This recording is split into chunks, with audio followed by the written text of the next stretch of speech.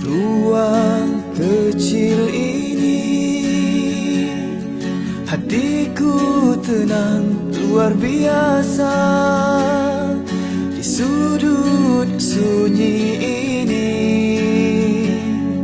mihrabku menuju mi'raj. Di sini ku sedar diriku, ku kenal Tuhan yang satu. Pahitnya dosa, manisnya taubat, semua rasa bersatu. Mihrabku, dekatanku, mihrabku, perjalananku, kiblat hatiku hanya untukmu. Jangan gelincir di nafsu.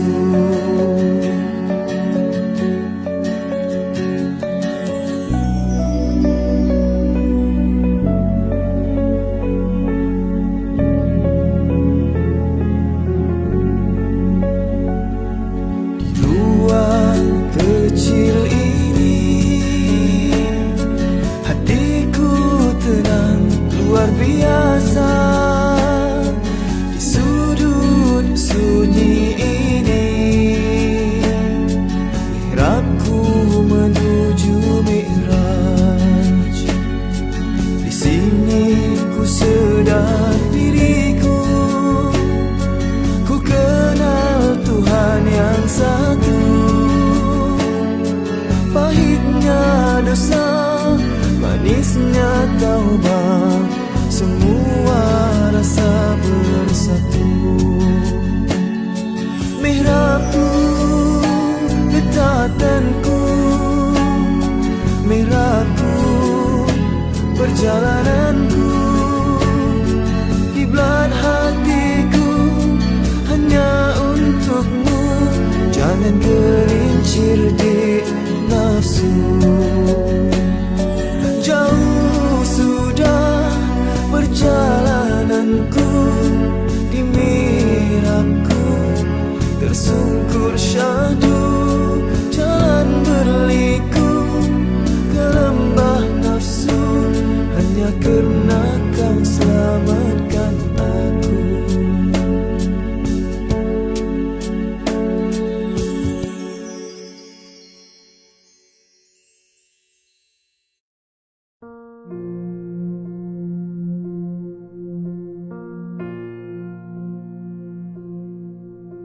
Ku seru namamu, Allah yang agung. Ku seru namamu, Allah yang Esa. Ku seru namamu dengan sepenuh jiwa.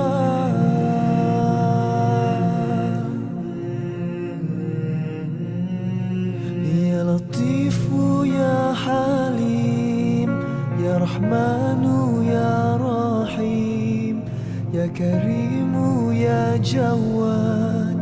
Hidupku mohon berkat, pandangilah aku, luruskan hatiku, teguhkan sabarku, indahkan syukurku. Ku seru namamu, Allah yang agung. Ku seru namamu, Allah yang Esa. Ku seru namamu dengan sepenuh jiwa. Ya Saburu ya Syakur, ya Subuhu ya Quddus, ya Hannanu ya Mannan, ya Zal Jalali wal Ikram. Engkaulah maksudku, Engkaulah tujuanku, redamu harapanku, bernaung di Firdaus.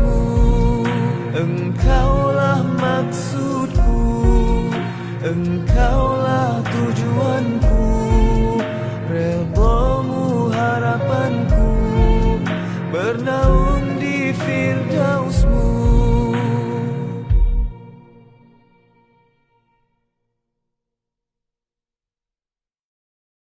Dua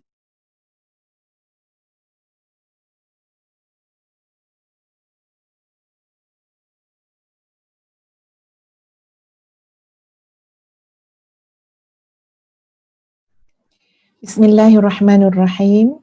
Assalamualaikum warahmatullahi wabarakatuh. Innal hamdalillah nahmaduhu wa nasta'inuhu wa nastaghfiruh wa na'udzu billahi min syururi anfusina wa min sayyiati a'malina. May yahdihillahu fala mudhillalah wa may yudlilhu fala hadiyalah. Asyhadu an la ilaha illallah wa asyhadu anna Muhammadan 'abduhu wa rasuluh. Allahumma salli ala Sayyidina Muhammad wa ala ali Sayyidina Muhammad, amma ba'd. Alhamdulillah, sahabat-sahabat yang dikasihi sekalian, pada malam ini dapat kita bertemu kembali setelah kita berehat panjang, memberi ruang masa kepada Ustazah untuk pulih daripada keadaan kurang sihat beberapa hari. Jadi insya-Allah kita akan sambung sahabat-sahabat sekalian pada malam ini, iaitu sambungan kitab Hikam, di mana malam ini kita akan sama-sama cuba memahami hikmah yang ketiga daripada Hikam ataupun hikmah-hikmah Ibnu Athaillah As-Sakandari. Jadi insya-Allah sama-sama kita berdoa kepada Allah Azza wa Jalla agar Allah berikan kita kefahaman yang baik, berikan kita ilmu yang bermanfaat, jauhkan kita daripada ilmu yang tidak bermanfaat, jauhkan daripada hati yang tidak khusyuk, jauhkan daripada doa yang tidak didengari, jauhkan daripada nafsu yang tidak pernah puas. Ini Ustazah nyatakan doa ini seperti mana yang biasa sebelum ini kita berdoa dengan doa inilah sebelum kita memulakan kelas pengajian kita. Semua sihat ke tu sahabat-sahabat sekalian? InsyaAllah mudah-mudahan sihat semua. Okay, warga Pepatih ni, ni warga 9 ni agaknya ni Alhamdulillah, Ani Ismail sihat semua, Puan Ani Ismail. Apa khabar Cik Adnan Yahya, Puan Zahira Ramli, Alhamdulillah. Mudah-mudahan semua sihat insya-Allah. Hari ni mari kita lihat kepada hikmah yang ketiga. InsyaAllah nanti admin akan keluarkan slide kita. Ustazah akan bacakan hikmahnya sahabat-sahabat sekalian. Dan sahabat-sahabat kat sana tu, teman-teman kena ikutlah supaya maknanya tak kaku je mendengar apa yang Ustazah bicarakan, tapi bila Ustazah minta okey kita baca sama-sama ataupun ikut lafaz yang Ustazah baca, kalimah yang Ustazah baca, insya-Allah sahabat-sahabat semua akan ikut insya-Allah. Baik, hikmah yang ketiga. Hikmah yang ketiga, sawabiqul himami la takhriqu aswaral aqdari. Ustazah ulang lagi sekali. Sawabiqul himami la takhriqu aswaral aqdari. Ustazah percaya kita boleh tunjukkan slide hikmah yang ketiga. Hikmahnya tak panjang tuan-puan sekalian, pendek saja, tapi insya-Allah maknanya sangat dalam dan kita akan sama-sama memperhalusinya pada malam ini. Sawabiqul himami la takhriqu aswaral aqdari. Maksudnya adalah segala cita-cita terdahulu itu la takhriqu, tidak boleh mencarikkan ataupun mengoyakkan, mencarikkan aswaral aqdari, segala kubu takdir ataupun kota takdir. Dinamakan aswar al-aqdar. Takdir tu ibarat kubu, kota yang terlalu teguh, tidak dapat untuk dirobohkan, tidak dapat untuk dikoyakkan, tidak dapat untuk ditembusi. Segala cita-cita terdahulu itu tidak boleh mencarikkan segala kota takdir. Baik, mari kita lihat sahabat-sahabat sekalian takrif kepada istilah yang ada dalam hikmah ini. Kita boleh lihat slide yang selanjutnya insya-Allah. Dalam hikmah ini ada perkataan yang penting, menjadi kata kuncinya adalah al-himam. Apakah maksud al-himam? Al-himam ialah keazaman atau cita-cita atau semangat yang kuat yang ada dalam diri seseorang terhadap kehidupan. Adanya keinginan, adanya semangat, adanya cita-cita yang berserta dengan kesungguhan terhadap kehidupan. Ya, bila sebut kehidupan, kita ada semangat terhadap kesihatan. Kita ada cita-cita terhadap karier, terhadap perniagaan, terhadap pendidikan, terhadap status sosial, barangkali terhadap kemewahan, kesenangan, kesejahteraan dan macam-macam. Ya, ada dalam jiwa kita ni cita-cita, keinginan, harapan dan semangat. Itu yang disebut sebagai al-himam. Dan perkataan lain yang penting juga di sini adalah aswar al-aqdar. Apa dia aswar al-aqdar? Telah Ustazah nyatakan tadi, di mana digunakan perkataan takdir tadi dengan menyandarkannya kepada aswar, iaitu kubu. Kubu yang kuat, kubu yang teguh, yang tidak dapat dibolosi, yang tidak dapat ditembusi dengan mudah. Baik, sahabat-sahabat sekalian, mari kita lihat kepada mafhum hikmah dengan merujuk kepada slide yang Ustazah sediakan. Ya. Kita pergi dulu slide by slide, nanti Ustazah akan cuba mendalami untuk memberikan kefahaman kepada kita terhadap hikmah yang ketiga.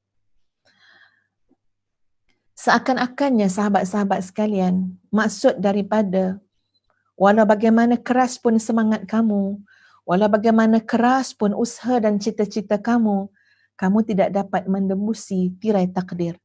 Seakan-akan untuk kita fahami, wahai anak Adam, bercita-citalah, bersemangatlah, berusahalah mendambakan kerja ataupun hasil. Ikutilah segala sebab musabab. Tapi kamu tetap harus ingat bahawa kuasa dan ketentuan Allah mengatasi segala-galanya. Ya, jadi bila Ustazah buat huraian macam ni, sahabat-sahabat sekalian, Ustazah harap ya teman-teman, sahabat-sahabat semua, tuan-puan akan cepat dapat faham ya di sebalik maksud hikmah ini. Jadi bila disebut tentang keras bagaimanapun semangat kamu, hebat bagaimanapun cita-cita kamu, tapi kamu tetap kena ingat bahawa takdir, ketentuan daripada Allah Azza wa Jalla itu yang paling, itu tidak dapat ditembusi semata-mata kerana ikhtiar kita yang kuat. Ya, semata-mata kerana semangat kita yang kental. Tapi itu bukan bermakna sahabat-sahabat sekalian tak payah berusaha. Kalau macam tu tak payah bercita-cita lah. Kalau macam tu tak payah buat apa-apalah. Kenapa? Serah saja pada takdir. Sebab Ustazah pun cakap, Ustazah kata, kok mana pun takdir itu adalah kubu yang terlalu kuat. Takdir Allah itu tidak akan dapat ditembusi oleh sesiapa pun. Jadi ini Ustazah jelaskan daripada awal untuk mengelakkan kita daripada salah faham. Jangan sampai kita hanya menyerahkan nasib, hanya serah, biarlah ikutlah takdir Allah macam mana. Itu salah dalam memahami, ya, dalam menghayati keimanan kepada qada dan qadar yang termasuk dalam rukun iman sahabat-sahabat sekalian. Tapi maksud di sebalik itu apa dia? Allah menggesa, Allah menyuruh, Islam menyarankan apa dia? Bersemangat, bercita-cita. Kamu kena ada harapan. Tengok macam mana Rasulullah sallallahu alaihi wasallam, ya, telah mengajak para sahabat ketika mana dalam perang Khandak, tuan-puan sekalian, menggali parit. Dalam masa yang sama Nabi kata apa? Rom akan dikalahkan. Ghulibatur Rum. Rom akan dikalahkan. Ya, nak menggambarkan satu semangat, cita-cita, nak tanam, kamu akan nampak bahawa kejayaan, kegemilangan, kecemerlangan Islam ini sampaikan Rom, satu kuasa besar itu pun akan dikalahkan. Ikhtiar, usaha. Tapi dalam masa yang sama, tuan-puan sekalian, ingat, kita tetap ya dalam ketentuan, dalam takdir Allah Azza wa Jalla. Ustazah bawa contoh sahabat-sahabat sekalian dengan mengambil contoh tuan guru kita semua. Kita banyak ya terhutang budi dengan beliau. Beliau telah mengajar kepada kita semua, khususnya kalau macam ustazah rasa, ustazah daripada muda tuan-puan sekalian, rasanya sangat terpengaruh dengan pemikiran beliau, ya, dengan pendidikan yang beliau tanamkan, sama ada secara langsung ataupun tidak langsung. Siapakah tuan guru yang ustazah maksudkan? Iaitu almarhum tuan guru Profesor Datuk Dr. Harundin. Ya, kita nak ambil sebagai contoh pada malam ini. Lihat bagaimana ya tuan guru berusaha, berikhtiar untuk sihat. Masa tu sahabat-sahabat sekalian, ustazah dengan 3 orang anak, pada tahun tuan guru meninggal dunia tu, ustazah dengan anak belajar dekat Darus Syifa. Hampir setiap hari Isnin petang, ya, meredah jam daripada Gombak nak pergi ke Bangi, tuan puan sekalian, bersama-sama dengan arus trafik, ya, yang makna daripada KL nak keluar KL tu, Masya Allah, memang jam. Ya, trafiknya sendat betul lah, ya, sangat jam sangat. Jadi kami terpaksa lalui selama setahun. Ustazah akan keluar daripada rumah dengan anak-anak, ya, pukul 5 suku ataupun 5.30 lebih kurang macam tu, dan kami akan sampai kurang lebih dekat Darus Syifa Bangi, waktu tu dah azan dah. Makna 7.30. 2 jam dalam perjalanan tuan puan sekalian untuk pergi belajar. Ya, sijil perawatan Islam. Tapi Ustazah kena nyatakan supaya sahabat-sahabat tak beranggapan ustazah ni ada kepakaran dalam bidang itu, sebab ustazah belum lagi dapat ijazah. 3 anak ustazah dah dapat dah, alhamdulillah, tapi ustazah masih belum melengkapkan kerana pada hujung-hujung tahun belajar tu ustazah diuji dengan sakit, jadi tak dapat untuk tasmiah dengan guru dan tak dapat menyempurnakan. So ustazah tak dapat ijazah lagi. Anak 3 orang alhamdulillah dapat. Tapi dalam tempoh itu sahabat-sahabat sekalian, ustazah tengok macam mana Tuan Guru Harudin berusaha untuk sihat, berusaha untuk sembuh. Ya, bak kata anak Tuan Guru, ya, Dr. Huda, makna kata kalau jantung ni, ya, mana urat-urat yang boleh ditarik tu, sebab Tuan Guru kita sakit jantung kan, mana urat-urat yang boleh ditarik tu, habis urat dah tarik, habis cara dah doktor ikhtiarkan, habis cara dah, ya, almarhum ni berikhtiar, habis dekat Malaysia, pergi luar negara. Subhanallah. Sehingga kita lihat sahabat-sahabat sekalian, sampai pendek kata, meninggalnya Tuan Guru tu pun dalam keadaan sedang berusaha untuk sihat. Ya, beliau maknanya berlaku masalah ketika mana dalam pembedahan tu, ya, untuk dalam kerangka untuk berikhtiar, berusaha untuk sembuh. Ustazah bercakap dengan salah seorang daripada, ya, orang yang dekat, yang hampir dengan Tuan Guru. Dia kata kalau ikutkan, ya, Tuan Guru kasih, Tuan Guru cinta kepada Allah dan Rasul, pastilah rasa rindu sangat nak bertemu dengan Allah dan Rasul. Apa sangatlah dengan kehidupan dunia yang telah dilalui, ya, hampir 70 tahun lebih.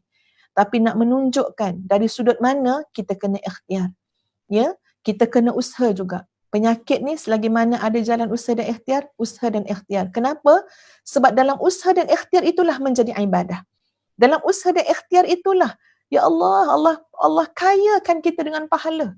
Ya Allah, ya Tuhan, pahala sabar, ya, pahala tawakal, Masya Allah, pahala syukur, macam-macam.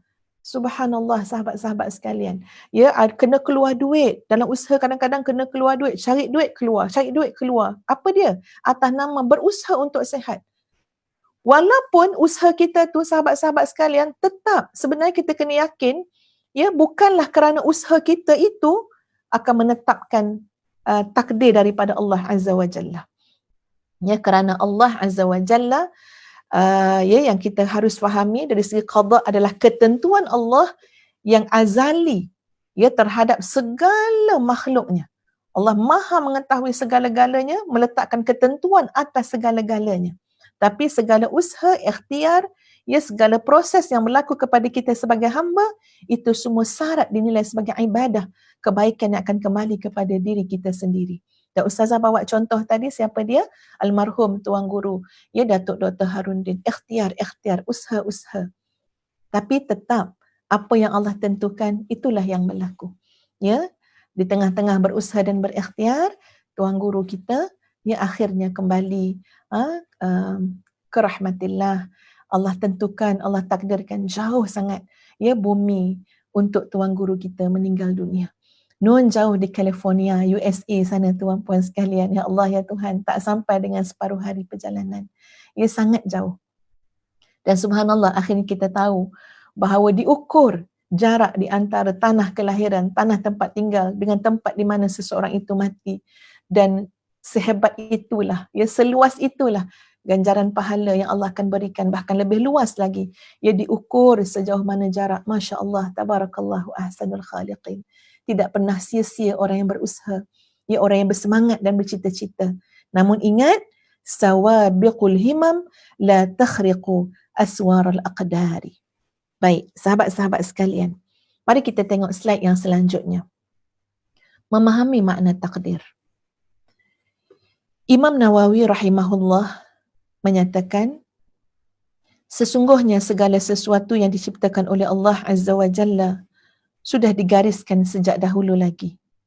Allah Maha mengetahui setiap apa yang terjadi pada segala sesuatu dalam waktu yang Allah tentukan, sesuai dengan garis yang ditetapkan olehnya. Oleh itu, terjadinya hal ini pasti akan sesuai menurut sifat-sifat dan keadaan yang khusus, tepat seperti mana yang digariskan oleh Allah Azza wa Jalla. Allah Maha hebat ya sahabat-sahabat sekalian. Allah Maha sempurna. Kuasa Allah itu mutlak. Kalau kita lihat bagaimana pesanan Rasulullah sallallahu alaihi wasallam sendiri.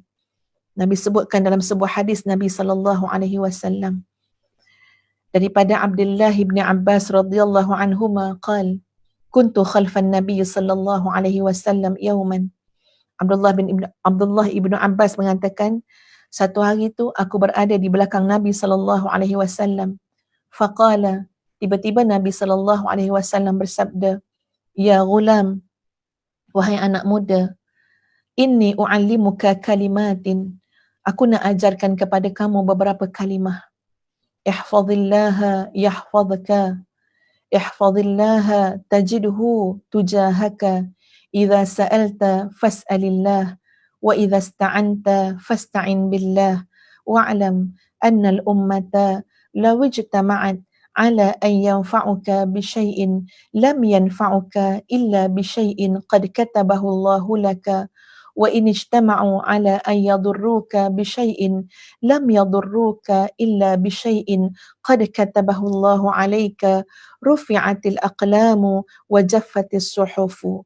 Maksudnya ialah, wahai anak, aku ajarkan kepadamu beberapa kalimah ini. Jagalah Allah, nescaya Dia akan menjagamu. Jagalah Allah, nescaya kamu akan dapati Dia di hadapanmu. Apa maksud jagalah Allah di sini sahabat-sahabat sekalian? Jagalah Allah di sini maknanya adalah hendaklah kita patuh, kita taat dengan segala perintah Allah Azza wa Jalla. Hendaklah kita meninggalkan segala yang dilarang oleh Allah Azza wa Jalla. Maksud jagalah Allah di sini adalah ya ketaatan, ubudiyah yang kita berikan kepada Allah, yang selayaknya kepada Allah Azza wa Jalla. Wa'bud rabbaka hatta ya'tiyakal yaqin. Sembahlah Tuhan kamu sampailah tibanya kepada garis keyakinan. Keyakinan dalam ayat ini ya telah pun dihuraikan oleh para ulama tafsir. Al-yaqin di sini adalah ya memberi juga maksud al-maut, kematian. Kamu sembahlah Tuhan kamu sampai kamu mati. Kamu sembahlah Tuhan kamu sampai benar-benar datangnya garis yakin, yang benar-benar yakin, yang tidak ada syak lagi. Dan demikianlah keadaan orang yang bertemu dengan kematian, tuan-puan sekalian. Jadi makna ihfazillah di sini, kita, urusan kita, ya, tanggungjawab kita, peranan kita, kerja kita adalah mentaati Allah. Kerja kita adalah memberikan sebaik-baik penghambaan kepada Allah Azza wa Jalla.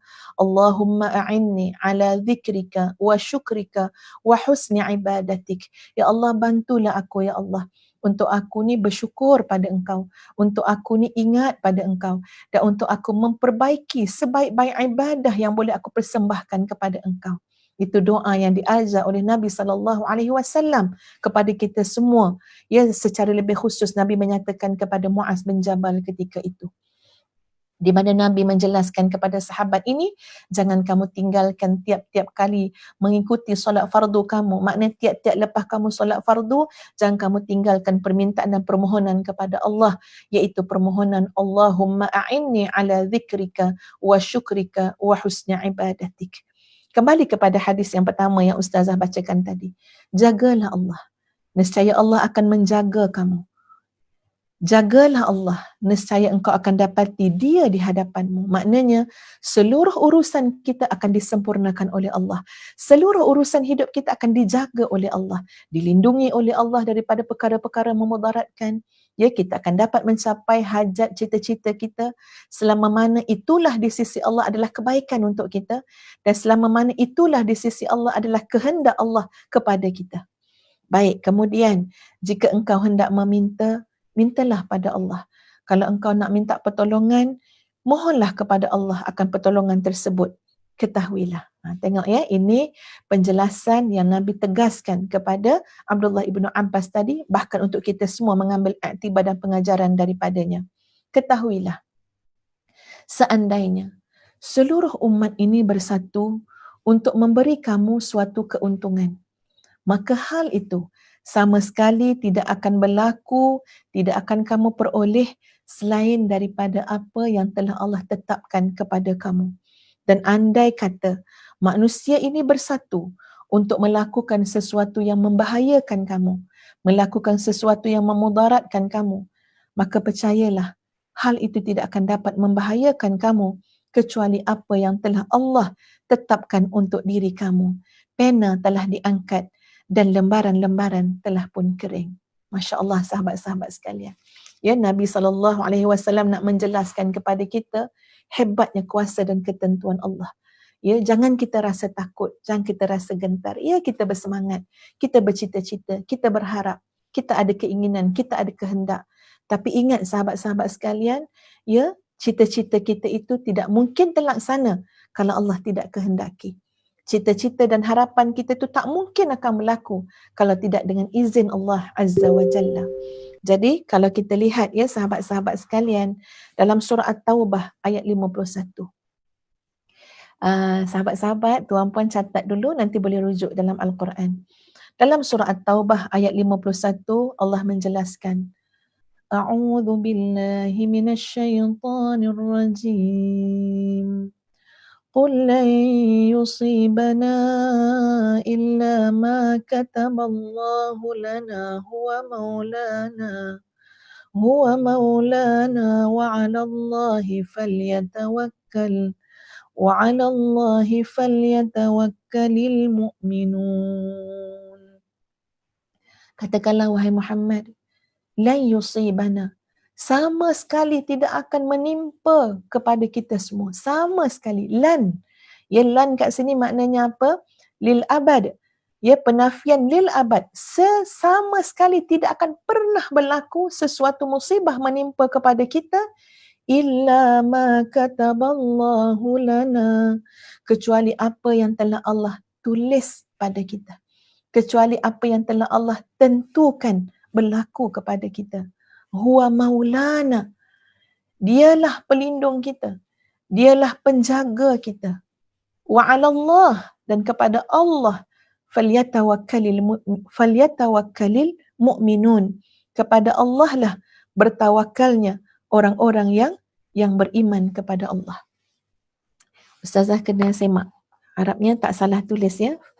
Falyatawakkalil mu'minun atau falyatawakkalil mutawakkilun. Bagi Ustazah masa kejap, dia tak nak salah baca ayat Quran.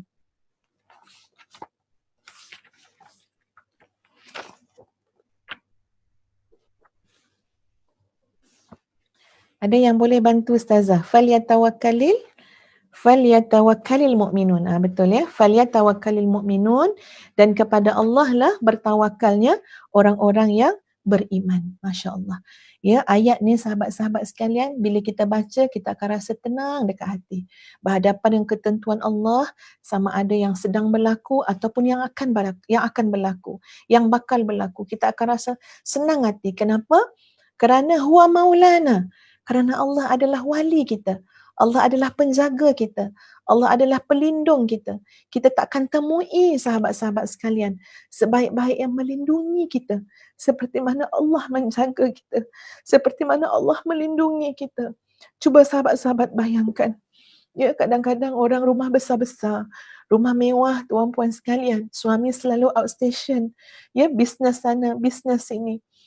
Bila malam rasa takut pencuri datang, perompak datang. Tiba-tiba satu hari suami kita kata, okey tak apa, abang dapatkan seorang bodyguard, seorang kita ambil lah security guard ya untuk rumah kita ni. Buatkanlah satu rumah kecil kat depan tu ya, maknanya nanti jaga rumah kita ni akan duduk kat sini. Sayang jangan takut lagi sebab apa, dah ada guard dah. Ya, guard tu pegang kayu ni. Guard tu pegang kayu belati tu ya. Jadi okey, kita dah ada guard dah. Sahabat-sahabat sekalian, baru ada guard depan rumah pun lena tidur tau. Ya, baru ada guard depan rumah. Suami tak ada, outstation pergi bisnes sana sini kan ya. Tak apalah, kita rasa kita dah serah pada guard tu. Kita dah swastakan urusan menjaga keliling rumah kita ni pada guard tu. Itu pun dah rasa senang hati. Ya, kadang-kadang keluar dekat perkataan, dekat lidah kita, kat lisan kita apa? Tak apalah, nak takut apa lagi? Guard kan dah ada. Nak takut apa lagi? Kawasan perumahan kita ni kan dah ada security guard tu. Ya, kita pun dah bayar bulan-bulan contohnya. Allahu Akbar tuan-puan sekalian. Ya, baru dengan guard tu pun dah rasa senang hati dah. Padahal guard ni pun ya, kadang siang kerja lain, malam kerja lain. Ya, guard ni manusia biasa yang bagaimana? Macam kita. Malam mengantuk. Ya, datang juga rasa ngantuk sorang-sorang je kan ya. Jaga kesunyian malam agak-agak macam mana? Apakah dengan dua mata yang Allah bagi tu, ya, dia boleh melihat semua sekali dalam terang, dalam gelap, yang nyata, yang zahir, yang batin? Kanlah, sama sekali tidak. Dia manusia biasa.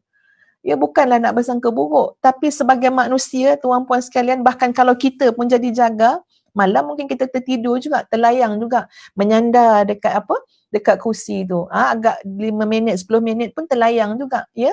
Maknanya orang kata tidur-tidur ayam tu berlaku juga.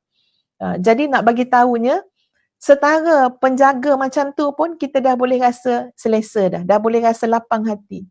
Bukan bandingan sahabat-sahabat sekalian dengan Allah yang kita sebut dalam ayat ini. Huwa maulana. Dialah yang menjaga kita. Dialah yang menguruskan urusan kita. Allahu la ilaha illa huwal hayyul qayyum. La ta'khudhuhu sinatun wala nahum. Allah itu tidak ada Tuhan kecuali Allah. Ya Allah, la ilaha illahu. Yang maha hidup, yang berdiri sendiri. Tidak pernah rasa mengantuk. Ya, tidak ada tidur. Allah menjaga seluruh yang ada di dunia, di langit, di bumi, seluruh makhluk. Semuanya dalam ilmu Allah. Semuanya dalam genggaman Allah. Wa 'alallahi falyatawakkalul mu'minun. Ya, bahagianya jadi orang beriman. Bahagia jadi orang yang yakin pada Allah. Tak takut pun dengan masa depan. Ya, dan tak pernah berkeluh kesah dengan masa silam yang telah berlaku. Kecuali apa? Ubat kita adalah bertawakal dengan penuh yakin kepada Allah yang maha baik. Allah yang melihat, Allah yang maha mendengar, Allah yang maha mengetahui segala-galanya. Tidak ada yang tertutup daripada pandangan Allah, daripada pengetahuan Allah, segala-gala dalam ketentuan Allah. Sebab itu bukanlah maknanya bila kita berharap, bila kita bersemangat, bila kita bercita-cita, tiba-tiba yang berlaku tetap juga apa yang Allah takdirkan, bukan bermaknanya habislah kita. Tak best lah macam tu. Yang kita nak tak dapat. Sudahnya yang berlaku apa yang Allah nak juga. Kita sedang berbicara dengan siapa? Kita sedang komen siapa? Sahabat-sahabat sekalian. Allah lebih mencintai kita daripada kita mencintai diri kita sendiri. Allah lebih nak kita masuk syurga daripada diri kita sendiri nak masuk syurga. Kita cakap nak masuk syurga. Time malam tidur berdengkur, ya, terjaga, Allah jagakan, Allah gerakkan pukul 4 pagi, 4:30 pagi, tidur balik. Tak apalah, esoklah, lusalah, esoklah. Kata nak masuk syurga. Ya, Allah datangkan orang fakir miskin, orang susah, anak yatim depan pandangan mata kita, kata nak masuk syurga, keluarkanlah sedekah. Ya, tolonglah, bantulah. Tapi lama kelamaan tetap juga kita ni lebih membesarkan hawa nafsu kita. Maknanya apa? Kita cakap je nak masuk syurga, tuan-puan, tapi sebenarnya azimah, keinginan tu tak cukup kuat. Allah Azza wa Jalla lebih berkehendak kita masuk syurga. Lebih inginkan kita masuk syurga daripada diri kita sendiri. Jadi kalau berlaku kehendak Allah, ketentuan Allah, segala-galanya adalah lebih baik daripada kehendak kita sendiri. Daripada keazaman kita sendiri. Daripada cita-cita dan harapan kita sendiri. Kenapa? Sebab kita meyakini Allah Maha baik, Allah Maha adil. Allah itu latifun lima yasha. Allah itu maha lembut dengan apa yang Allah kehendaki. Allah tak pernah berlaku zalim. Allah itu maha pengasih lagi maha penyayang. Allahu Akbar. Sahabat-sahabat sekalian, ya, Ustazah telah dapat satu gambar, ya, dalam WhatsApp lah. Ustaz yang bagi, suami Ustazah bagi.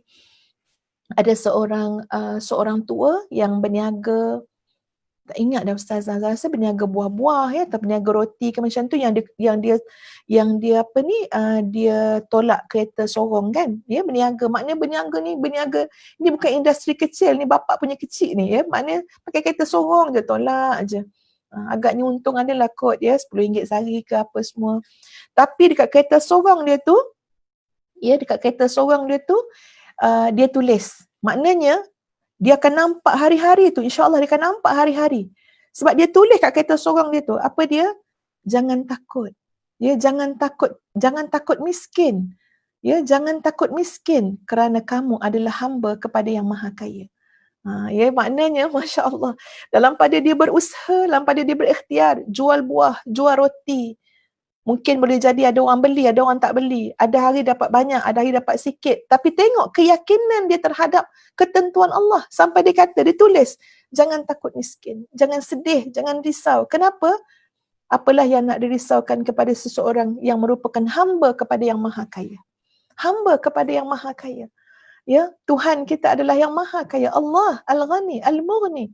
Yang Maha Kaya dan Maha Mengkayakan. Yang Maha Mulia dan maknanya memuliakan siapa yang Allah nak angkat dengan kemuliaan.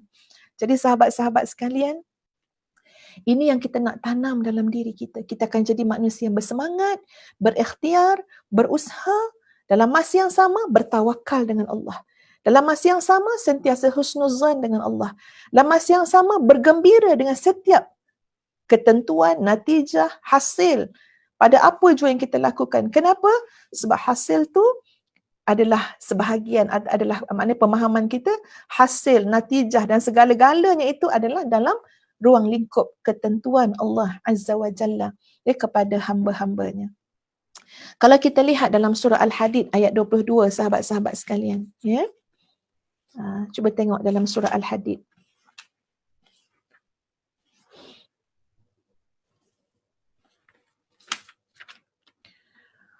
Allahumma salli ala Sayyidina Muhammad wa ala ali Sayyidina Muhammad, ya.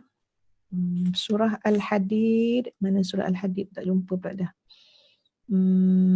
Okey, 537. Dalam surah Al-Hadid ayat yang ke-22, firman Allah Azza wa Jalla, sahabat-sahabat sekalian, A'udzu billahi minasy syaithanir rajim. Ma asaba min musibatin fil ardi wala fi anfusikum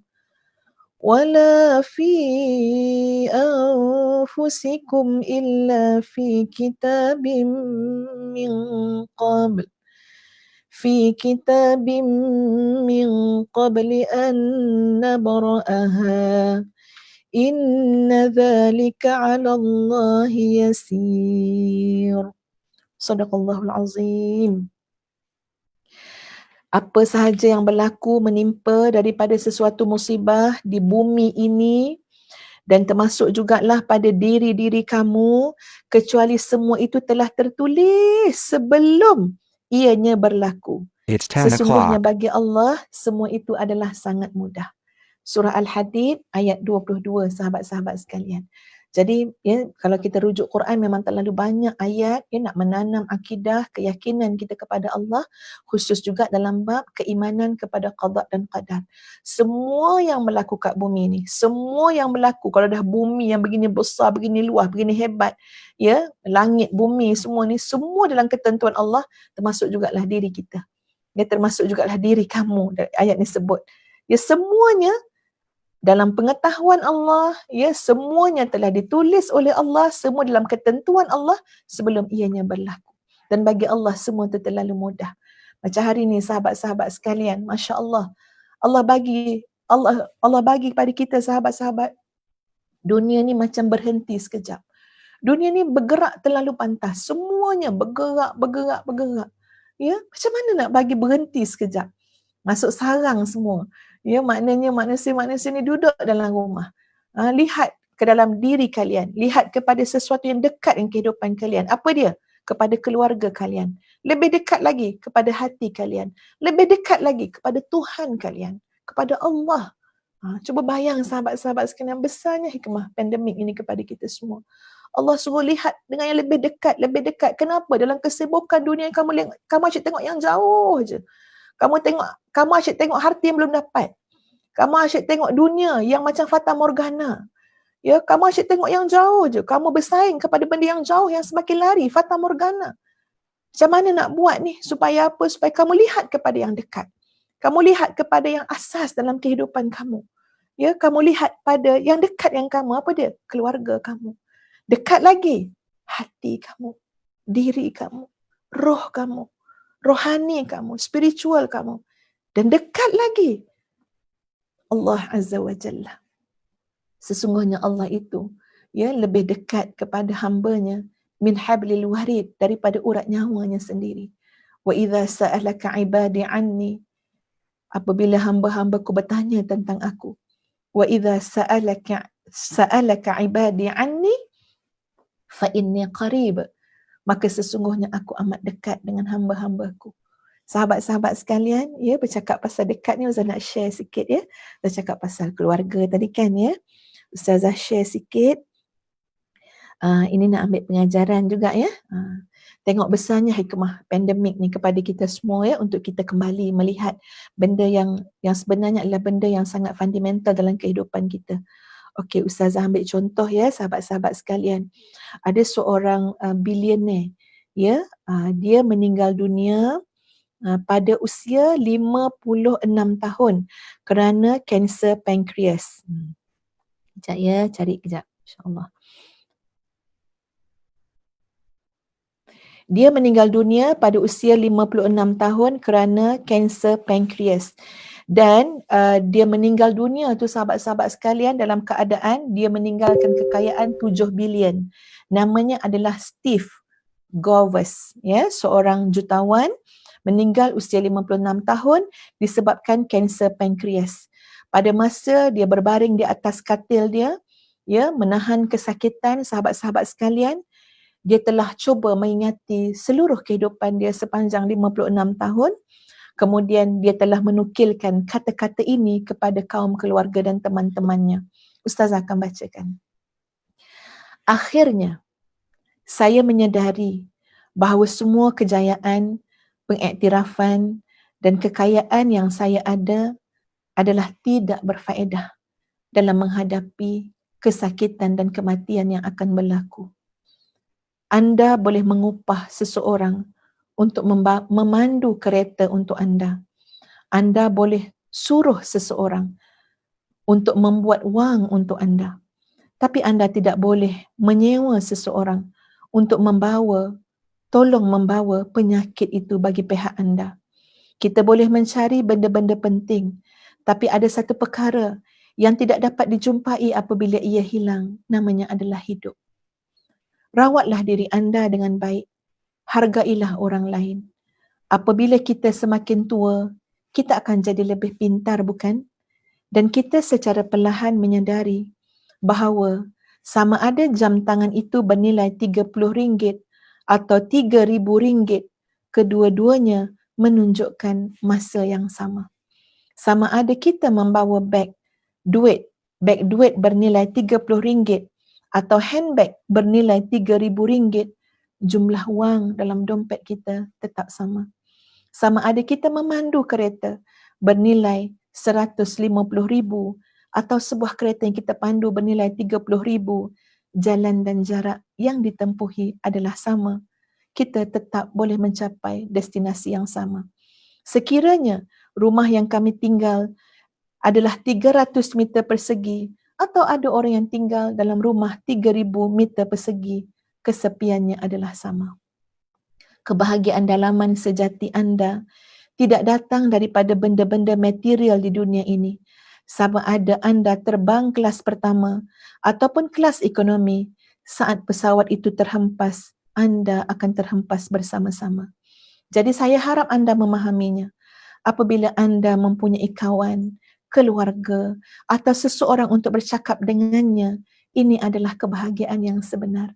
5 fakta yang tidak dapat dielakkan. Pertama, jangan didik anak anda semata-mata untuk jadi kaya, tapi didiklah mereka untuk jadi bahagia. Jadi apabila mereka membesar, mereka akan pandai menghargai sesuatu perkara, bukan menilai dari sudut wang ringgit semata-mata. Kedua, makan makanan anda sebagai ubat.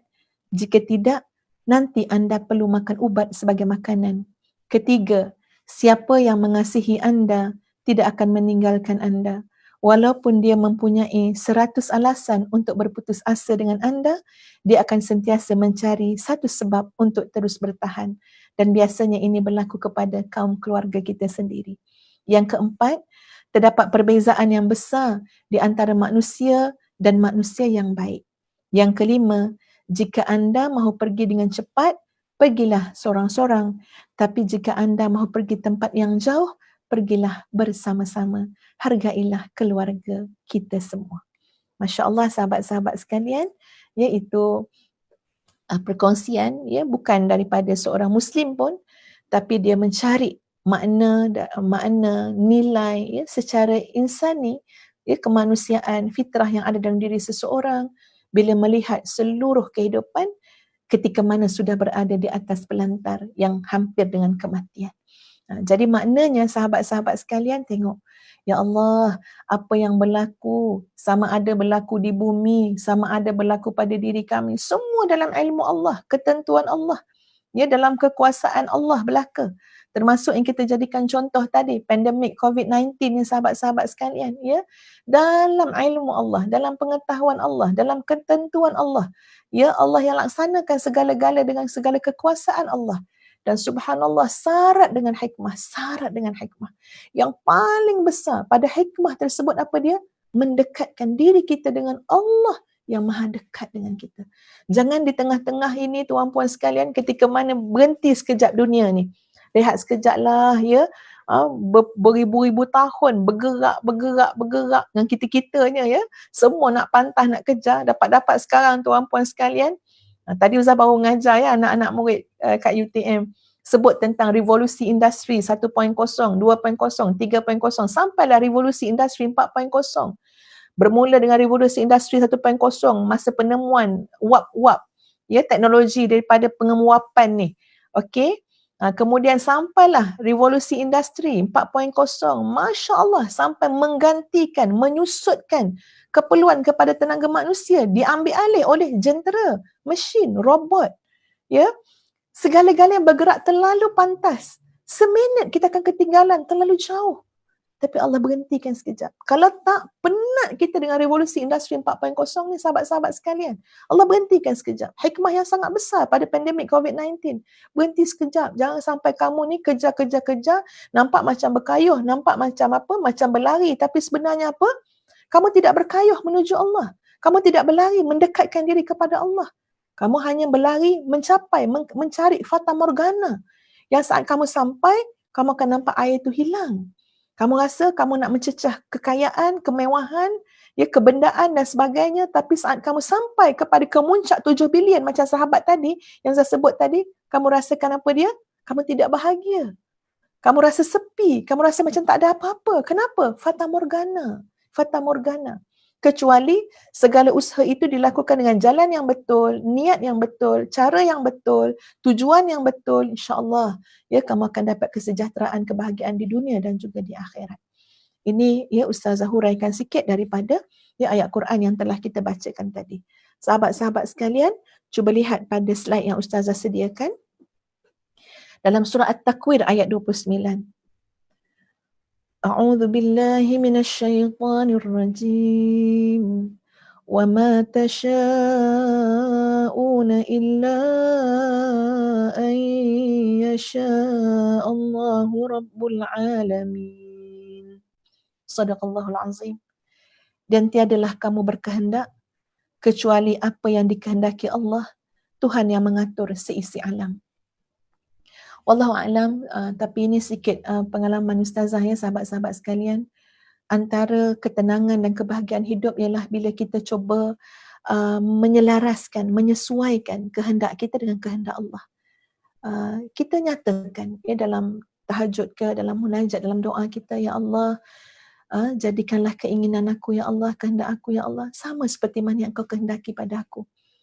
Jadikanlah aku ya Allah senang sekali dengan kehendakmu, senang dengan apa yang kau inginkan kepada aku. Jangan kita berlawan dengan ketentuan Allah. Jangan kita berlawan dengan kehendak Allah. Sebaliknya berdamai dengan takdir. Ya, suka dengan apa yang Allah suka kepada kita. Kita juga tidak suka dengan apa yang Allah tidak kehendaki untuk kita. Ya, kita selalu rasa macam bahagia sangat. Apa yang ada pada kita sekarang, tuan-puan, bahagia. Ya, kenapa? Apa yang Allah kehendaki untuk kita, inilah satu keadaan yang harus kita nikmati. Ya Allah, alhamdulillah. Allah nak aku macam ni. Ya, kau kena usaha, kena ikhtiar, kan? Macam kita dah belajar. Ini berkait juga ya sahabat-sahabat dengan hikmah yang kedua. Ada orang yang masih dalam zon ikhtiar, ada orang yang dah keluar dah. Kan? Tajrid. Ingat tak lagi yang kita belajar pada hikmah yang kedua? Kalau tak ingat ni kena buat periksa ni ya, kena ulang kaji, kena buat ujian. Jadi ini ada kaitan dengan hikmah yang sebelumnya dan hikmah yang akan datang, hikmah yang keempat ya, untuk kita faham. Jadi kita rasa apa? Kita rasa lapang je hati. Ya, ini kehendak Allah untuk aku. Aku senang ya Allah kalau ini yang kau kehendaki untuk aku. Ya, kita selalu sebut insya-Allah, insya-Allah. Ya, sekiranya Allah kehendaki, sekiranya Allah kehendaki. Kita pun faham macam mana Nabi sebut ya, bila mana kita berada pada sesuatu keadaan yang mungkin kita rasa macam menggugat kita, mencabar kita, sebut masya-Allahu kana wa ma lam yasha' lam yakun. Apa saja yang Allah kehendaki itulah yang akan berlaku, wa ma lam yasha' lam yakun. Apa yang Allah tak kehendaki tak akan berlaku.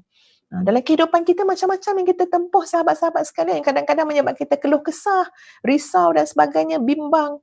Contoh ya, kalau ustazah, antara benda yang ustazah sangat risau, bimbang, kalau janji dengan mana-mana program dakwah, program ceramah tuan-puan sekalian, tiba-tiba ustazah lambat.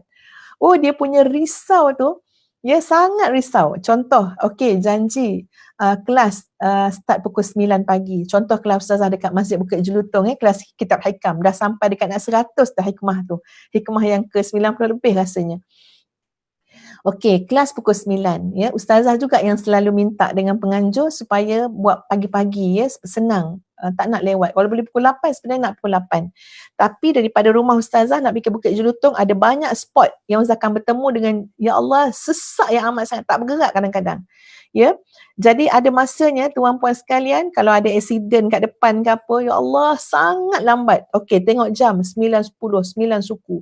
Ustazah punya rasa ni, ya Allah, rasa memang apa, tertekan lah ya, risau lah. Rasa macam-macam dalam hati ni kan, ya Allah, sekejap telefon penganjur, okey sikit lagi, wes tunjuk macam ni. Tapi bila kita sebut, Masya Allahu kana wa ma lam yasha' lam yakun, dah serah pada Allah. Kalau Allah kata jadilah hari ni, jadilah. Kalau Allah kata tak jadi, ia tak akan berlaku.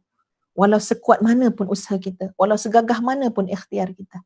Jadi bila kita sebut Masya Allahu kana wa ma lam yasha' lam yakun, dah kita pasrah pada Allah. Kita tawakal. Kita yakin semua tu syarat mengandungi hikmah ya daripada Allah Azza wa Jalla. Mungkin kita tahu, mungkin kita tidak tahu. Pada ayat yang lain dalam surah Al-Insan ayat 30. A'udzu billahi minasyaitonir rajim. Wa ma tasha'una illa an yasha' Allah. Innallaha kana aliman hakima. Sadaqallahul azim. Dan tiada kamu mengkehendaki kecuali apa yang dikehendaki oleh Allah. Sesungguhnya Allah Maha mengetahui lagi Maha bijaksana. Tiadalah kamu mengkehendaki kecuali apa yang dikehendaki oleh Allah. Sesungguhnya Allah Maha mengetahui lagi Maha bijaksana. Kadang-kadang kalau kita tengok dalam Quran ya, bila sebut tentang kehendak Allah ya, keputusan Allah, kita akan temui di sana akan ada disebut tentang Asmaul Husna, nama-nama Allah yang maha indah, ya, nama-nama Allah yang maha hebat. Contoh kat sini Allah sebut Innallaha kana aliman hakima. Allah maha mengetahui lagi maha bijaksana. Sebab apa sahabat-sahabat sekalian? Kita nak tanam keyakinan, lebih rasa yakin lagi. Sebab ialah manusia ni iman, yazid wa yanqus, turun naik sahabat-sahabat sekalian. Tapi bila ditanam dengan Asmaul Husna, diperkenalkan kepada kita, ma'rifatullah, kenal Allah. Allah tu maha mengetahui, Allah tu maha bijaksana. Tenang saja menyandarkan kepada Allah. Tenang saja bertawakal kepada Allah. Tenang saja kehendak Allah lebih baik untuk kita daripada kehendak kita sendiri. Ya, Ustazah buat analogi yang mudah sahabat-sahabat sekalian. Kalau kita tak pandai, kita minta tolong kepada orang yang pandai. Kita tak pandai IT contohnya. Kita pun swastakan, subkan kepada orang yang pandai. Kita just tanya-tanya je, okey ke? Okey ke tak okey? Okey ke tak okey? Macam tu je. Senang je. Apa dia? Tak payah serabut-serabut nak fikir. Dapat-dapat kalau orang yang pandai IT tu kata macam ni pula. Ustazah, relax je Ustazah. Tak payah fikir. Biar saya yang fikir. Ustazah, relax je Ustazah. Ustazah buat kerja Ustazah. Saya buat kerja saya. Lagi senang hati Ustazah. Macam kita naik kapal terbang tuan-puan sekalian, kita tak fikir pun kerja pramugari. Kita tak fikir pun kerja, peranan, tugas, tanggungjawab pilot tu. Kita sebagai penumpang apa dia? Kita masuk, kita dah bayar tiket, kita masuk dalam kapal terbang, dah apa pun pramugari tu cakap masa dia bagi taklimat kat kita tu. Dia kata apa? Okey, nikmatilah perjalanan ini, dia katakan. Makna nikmati tu ada makan, boleh rehat, boleh tidur. Tak payah susah-susah nak fikir macam mana. Ya, tentang kapal terbang ni. Kita sebagai seorang Muslim bersandar pada Allah, kita dah berdoa. Lagilah senang hati. Ya, maksud di sebalik tu apa dia yang Ustaz nak maksudkan? Semata-mata hanya dengan kita yakin, kita percaya yang bawa ni adalah pilot yang bertauliah. Ya, pilot yang memang ada memang ialah bertauliah lah, yang memang ada memang boleh bawa kapal terbang, ya, berapa ribu dah perjalanan, 1000 kilometer dah perjalanan dia, ya, jam dia bawa kapal terbang. Dia dah belajar, dia ada guru dia dah ada latihan dia.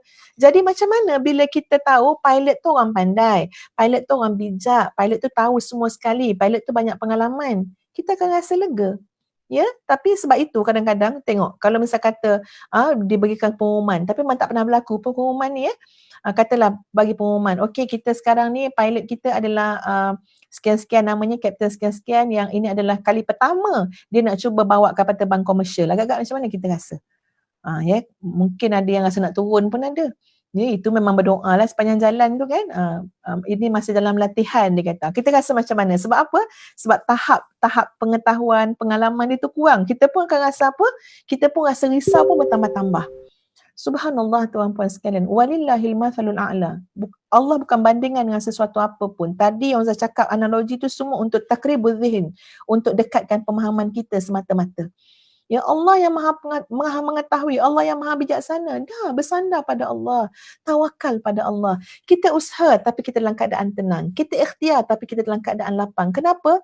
Kita usaha, ikhtiar, berdoa dalam package, dalam lingkungan apa? Iman kita kepada Allah, keyakinan kita kepada Allah.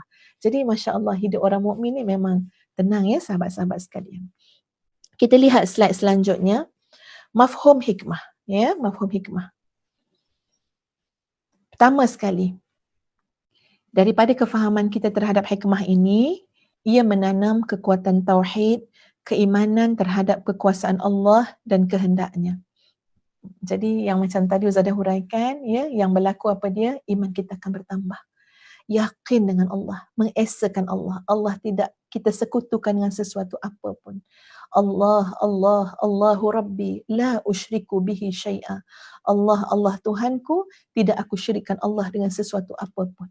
Ya, pada kekuasaan, pada kesempurnaan, pada kehebatan, bahkan pada kehendak sahabat-sahabat sekalian. Kehendak Allah lah yang akan berlaku.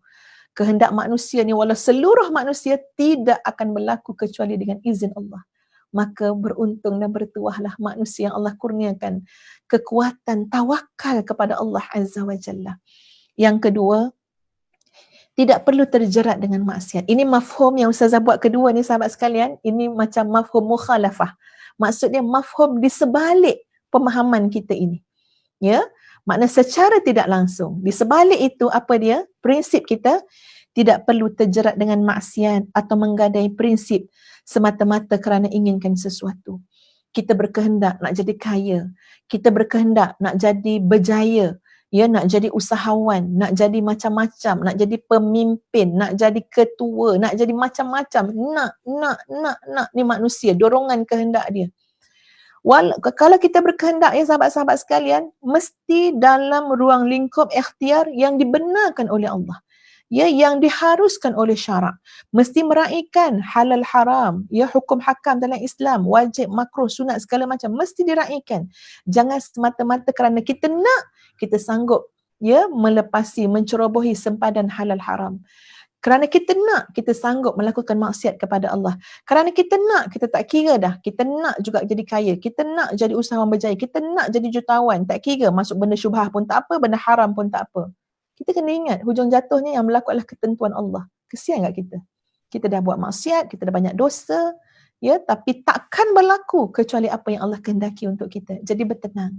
Dalam ikhtiar, dalam usaha, terus menjadi hamba Allah yang taat. Ihfazillah. Jagalah segala titah perintah Allah. Ya, kenapa? Sebab tetap yang berlaku adalah apa yang Allah kehendaki kepada kita. Kalau tak tertulis kita ni nak jadi orang yang jadi orang kaya raya, ia tidak mungkin berlaku kecuali apa yang Allah kehendaki. Di sana ada ruang yang Allah berikan. Ruang apa? Kehebatan dalam doa itu sendiri. Ya, doa yang sangat gagah, doa yang kuat, yang kita rafakkan kepada Allah. Di sana ada takdir yang boleh berubah. Ya, ada takdir yang boleh berubah, sahabat sekalian. Kenapa? Dengan Allah Maha mengetahui segala-galanya. Allah Maha mengetahui dengan doa yang kita ucapkan. Dengan kesungguhan kita, semua Allah Maha mengetahui. Dan Allah menjadikan juga sebab musababnya apa dia? Doa kita tadi boleh mengubah takdir. Jadi di sana sahabat-sahabat sekalian, dalam bab doa ni nanti itu kita kena masuk pada hikmah-hikmah yang selanjutnya. Saya tak nak bolokkan semua kat sini kan, ya. Kita slow-slow kita nak memahaminya, ya. Tak mungkin kita nak faham semua sekali, ya, dalam keadaan ini. Baik. Yang ketiga, memaknai gabungan hebat di antara doa, ikhtiar dan tawakal. Ini hebat sekali, ya, gabungan ini. Kita bukan semata-mata jadi manusia yang berikhtiar. Kesian, ya, orang yang ikhtiar tapi sandaran hati tidak dengan Allah. Kesian orang yang berusaha tapi jauh hatinya daripada mengenal Allah, daripada keimanan dan keyakinan kepada Allah. Nanti ikhtiar itu akan jadi penat. Orang yang memburu dunia, dia akan sibuk dan hasil dia apa? Penat, stres. Tapi orang yang berusaha, berikhtiar tapi keyakinan pada Allah, tawakal pada Allah, ya, mengenal Allah Azza wa Jalla, hati itu akan senang. Dah, waktu time tidur aja, tenang-tenang aja. Kenapa? Semua urusan ni pada Allah, ya. Macam yang Ustazah pernah sebut pada sahabat-sahabat sekalian, jangan lupa nak tidur malam baca doa yang Nabi ajarkan, ya. Ini sebagai latihan juga untuk kita bersandar kepada Allah, untuk kita yakin, ya, menanam, maknanya menyuburkan keyakinan kepada Allah. Kita baca macam yang Nabi ajar, Allahumma aslamtu nafsi ilaika, ya, Allahumma aslamtu nafsi ilaika wa wajjahtu wajhi ilaika wa fawwadtu amri ilaika wa alja'tu zahri ilaika. La malja wa la manja illa ilaika. Amantu bi kitabika allazi anzalta wa bi nabiyyika allazi arsalta. Dah tidur malam, ya, waktu tidur. Jadi hati tu akan jadi tenang. Baik, yang keempat, mengelakkan daripada penyakit kalau. Bila sesuatu tu sudah berlaku, sahabat-sahabat sekalian, jangan dikalaukan lagi. Ya, katalah tiba-tiba berlaku tergeser kereta kita dengan tiang ataupun dengan mana-manalah, ya, dengan mana-manalah besi ke apa, dan kemudian kita cakap, kalau tak lalu kat sini takkan jadi macam ni. Itu adalah perkataan kalau yang tidak boleh kita sebut. Kenapa? Kalau dalam konteks itu, sebab dia ada banyak kalau. Ada kalau dalam konteks yang lain. Bukan bermakna semua orang yang cakap kalau tu tak betul, ya. Yang tak betul, tuan-puan, kalau dalam konteks benda tu dah berlaku, dikalaukan lagi. Ya, maknanya kalau saya tak buat macam ni kan, kalau saya tak lalu jalan ni kan, kalau saya tak kahwin dengan dia kan, itu tak boleh. Kenapa? Benda tu dah ketentuan yang sudah berlaku, jangan dikalau-kalaukan lagi. Benda tu syarat dengan hikmah, mungkin kita yang tak tahu, ada kebaikan kita yang tak tahu, ya. Okey. Tapi kalau orang cakap kalau tak berusaha tak berjaya, tak ada masalah dengan perkataan kalau tu, ya. Okey. Yang keempat, sentiasa yakin dengan hikmah yang baik atas segala sesuatu. Jadi bila kita mengharap, bila kita bercita-cita, bila kita bersemangat menginginkan sesuatu, buat sesuatu, tapi andai kata hujung jatuhnya tidak seperti mana yang kita inginkan, kita tetap kena yakin bahawa ya ada macam-macam hikmah yang baik atas segala sesuatu yang ditentukan oleh Allah yang Maha Baik kepada kita semua. Sabda Nabi SAW, ya, ini sebagai satu gesaan. Tugas kita sebenarnya, tanggungjawab kita adalah untuk menjadi hamba Allah yang salih, yang taat kepada Allah. Adapun ya ketentuan urusan hidup kita, apa kesan, natijah dan sebagainya dalam hidup, serahlah pada Allah. Kita buat apa yang menjadi tanggungjawab kita, peranan kita sebagai hamba Allah, sebagai khalifah, menjalankan amanah ya yang dipertanggungjawabkan oleh Allah kepada kita. Sabda Nabi sallallahu alaihi wasallam, inna lillahi rijalan law aqsamu 'ala Allahi la abarrahum fi qasamihim. Sesungguhnya bagi Allah terdapat hamba-hamba yang taat, dan kalau mereka bersumpah atas nama Allah, nescaya ditunaikan sumpah mereka. Kita nak jadi yang macam ni, sahabat-sahabat sekalian. Ya, kita nak jadi manusia yang taat kepada Allah. Itu kerja kita. Itu tanggungjawab kita. Kita nak jadi manusia yang taat kepada Allah.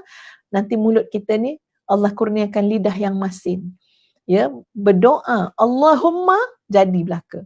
Allahumma mustajab belaka. Ya Rab, Allah mustajabkan. Ya Rab, Allah mustajabkan. Ya, ada di kalangan hamba-hamba Allah yang dengan ketaatannya kepada Allah, Allah perkenankan satu nikmat, kehebatan kepada hamba itu. Apa dia? Doanya doa yang mustajab. Ya, dia seru je nama Allah, maka Allah perintahkan malaikat, ya, maka Allah kurniakan kemustajaban terhadap apa yang dia minta. Bertepatan dengan hadis yang diriwayatkan oleh Abu Hurairah radhiyallahu an, rubba ash'atha aghbara madfu'in bil abwabi law aqsama 'ala Allahi la abarrah. Mungkin ada seorang laki-laki yang selekeh, tubuhnya berdebu, yang tidak dihiraukan orang, yang ditolak daripada pintu. Maknanya manusia tak ambil tahu pun pasal dia. Ada tak ada sama je. Tak ada orang yang nak mendekati dia. Ya, kalau buat IG pun tak ada orang nak follow dia. Mungkin ada lelaki yang macam tu, ya. Tapi kalau dia bersumpah dengan nama Allah, nescaya Allah akan tunaikan. Ya, Allah akan mustajabkan. Jadi masya-Allah sahabat-sahabat sekalian, inilah manusia-manusia ya yang beriman kepada Allah, yang taat kepada Allah, yang yakin dengan kehendak ketentuan Allah, ya, yang bersandar dengan Allah Subhanahu wa taala. Dalam suratul Fatah ayat 21, wa kana Allah ala kulli syai'in qadira. Dan adalah Allah Maha Kuasa atas segala sesuatu. Sebelum Ustazah akhiri, sahabat-sahabat sekalian, ya, suka Ustaz jelaskan, Syekh Zarruq berkata, himmah yang kita kata semangat, ya, azam tadi, himmah ni dia ada 3. Pertama adalah himmatun qasirah. Himmah qasirah ni maknanya azam yang pendek je. Keazaman yang macam hangat-hangat ti ayam je lah. Ada azam tu, tapi azam yang tak boleh pakai sangat. Kenapa? Dia tidak lakukan apa-apa. Dia cuma berangan, berazam, bercita-cita, tapi cita-cita dia lemah. Itu adalah himmah qasirah. Ada orang sahabat-sahabat sekalian, himmah mutawassitah. Apa dia himmah mutawassitah? Iaitu satu keinginan keazaman yang dibuat berserta dengan kesungguhan. Ya, berserta dengan kesempurnaan usaha. Maknanya bersungguh-sungguh dalam berusaha. Ya, itu adalah himmah mutawassitah. Jadi ini peringkat himmah, ya, keazaman dalam diri seseorang. Dan ada orang namanya adalah himmah sabiqah. Apa dia himmah sabiqah? Kekuatan yang membawa kepada berlakunya sesuatu. Maknanya dia ni memang Allah berikan dia kekuatan, semangat, kecekalan, kehebatan. Sampai kadang-kadang berlaku, kalau bagi para wali tu, berlakunya karamah.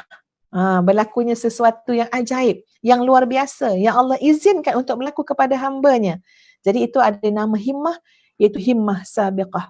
Jadi apa yang kita nak fahami di sini, tak kiralah himmah bentuk mana pun, yang pertama ke, yang kedua ke, yang ketiga ke, maka kata Asy-Syaikh Ibnu Abbad, sekalipun berlaku pada wali seperti karamah, dan pada yang lain sebagai istidraj dan tipu daya, namun wajib beriktikad bahawa semata-mata asbab tidaklah memberi kesan dan sebarang tindakan, malahan hakikat semuanya berlaku daripada Dia, yakni daripada Allah yang Maha Esa.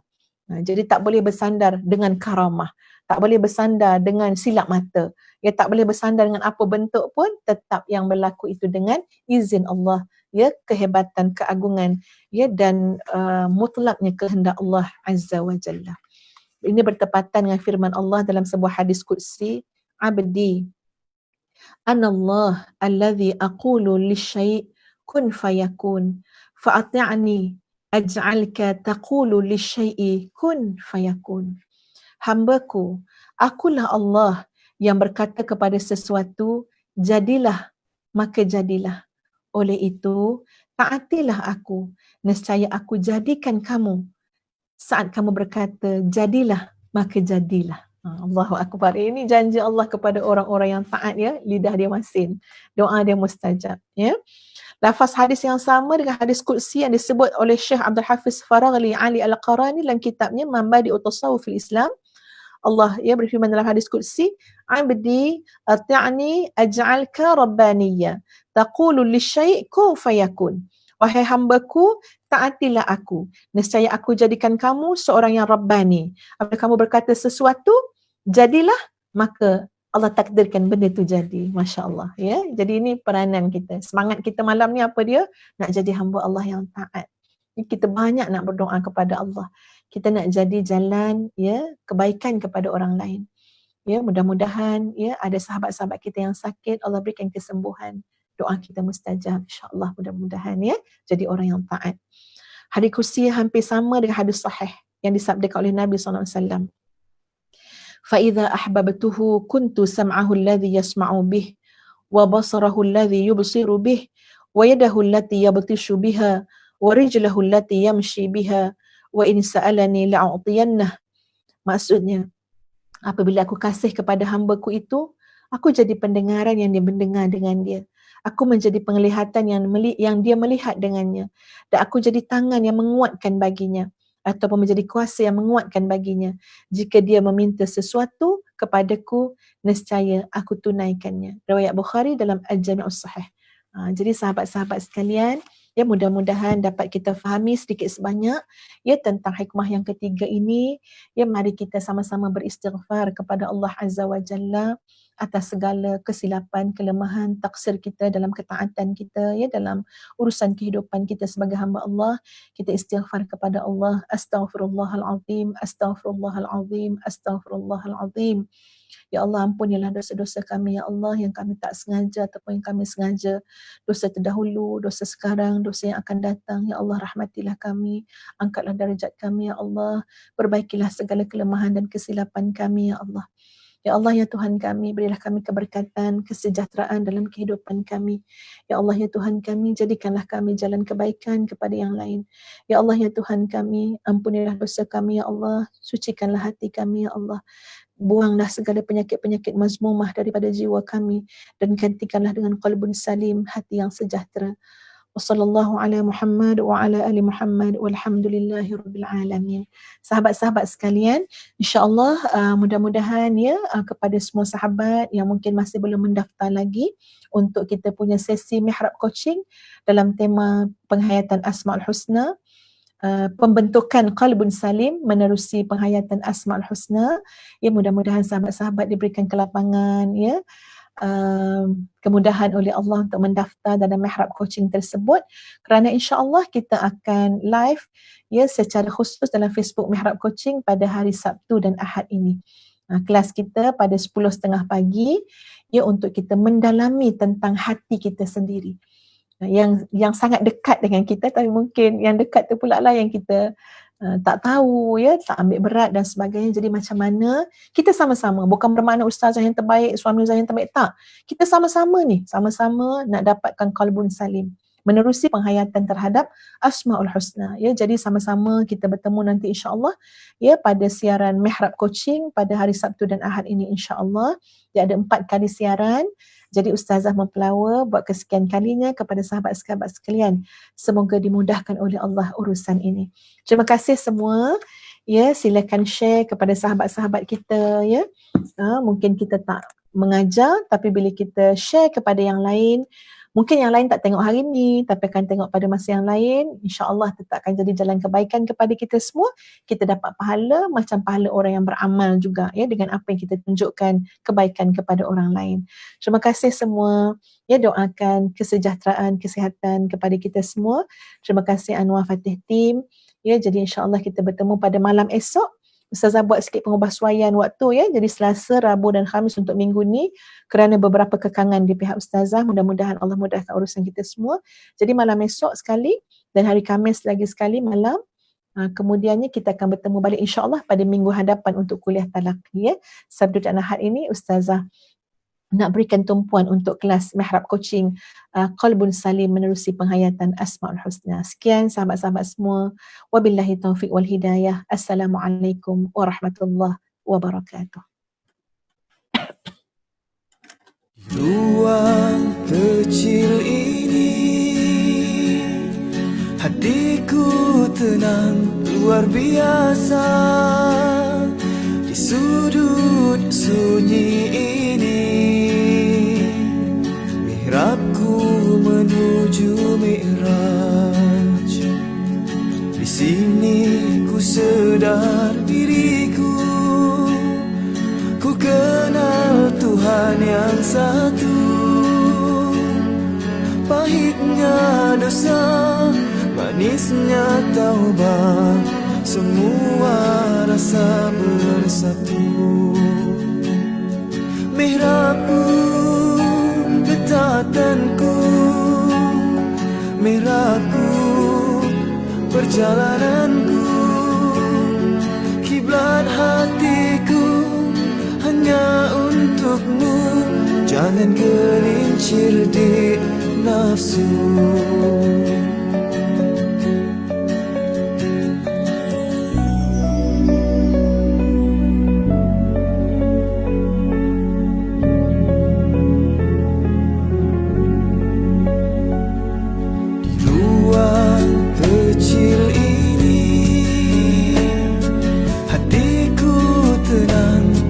Biasa di sudut sunyi ini,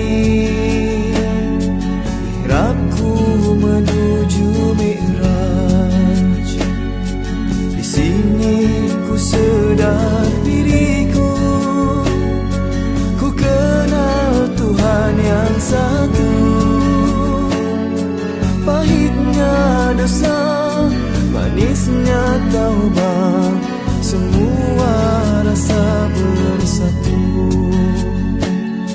Mihrabku, ketatanku, mihrabku, perjalananku, kiblat hatiku hanya untukmu.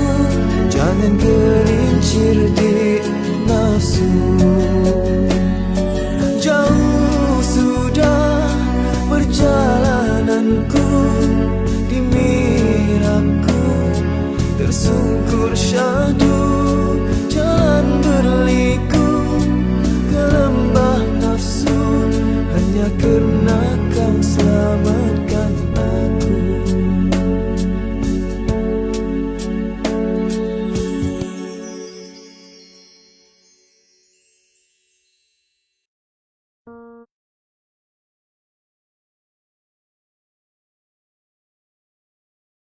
Ruang kecil ini, hatiku tenang luar biasa. Di sudut sunyi ini, mihrabku menuju mi'raj. Di sini ku sedar diriku, ku kenal Tuhan yang satu. Pahitnya dosa, manisnya taubat, semua rasa bersatu. Mihrabku, ketatanku, mihrabku, perjalananku, kiblat hatiku hanya untukmu. jangan gelincir di nafsu.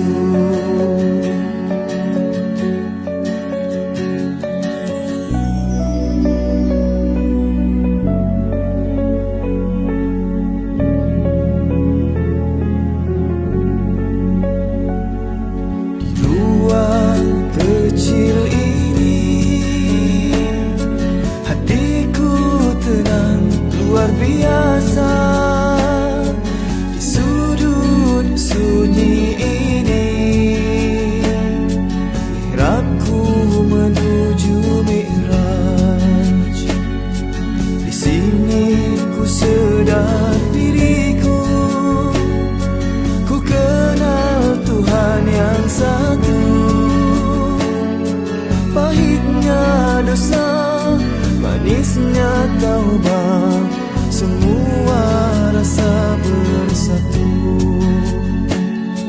Mihrabku, getatanku, mihrabku, perjalananku, kiblat hatiku hanya untukmu. Jangan gelincir di nafsu.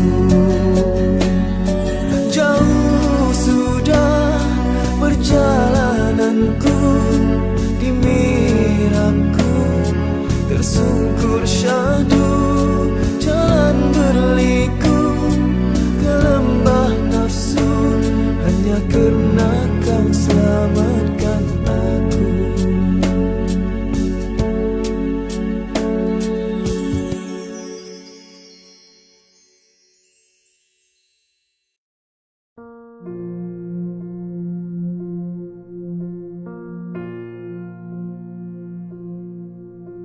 Ku seru namamu, Allah yang agung. Ku seru namamu, Allah yang Esa. Ku seru namamu dengan sepenuh jiwa.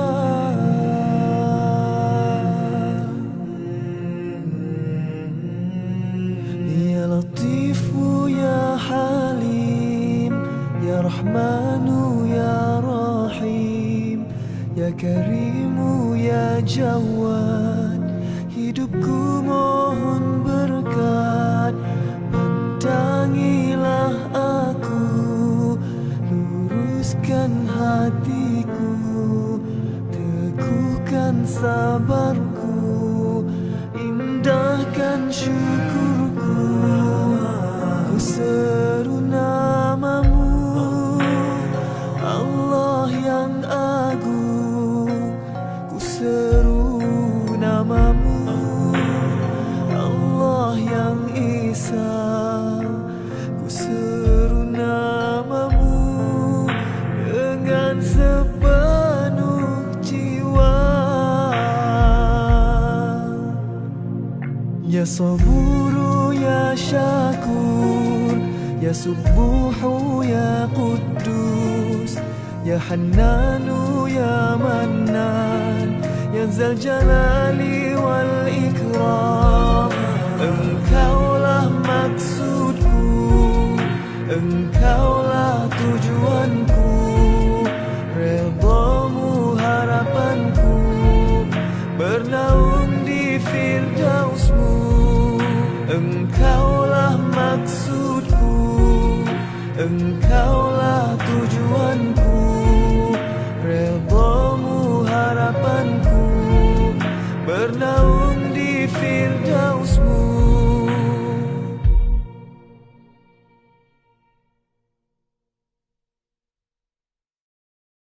Ruang kecil ini hatiku tenang luar biasa. Di sudut sunyi ini mihrabku menuju mi'raj. Di sini ku sedar diriku, ku kenal Tuhan yang satu.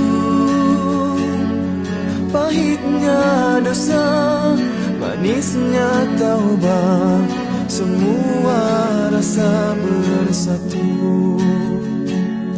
Mihrabku, ketatanku, mihrabku, perjalananku, kiblat hatiku hanya untukmu. Jangan gelincir di nafsu.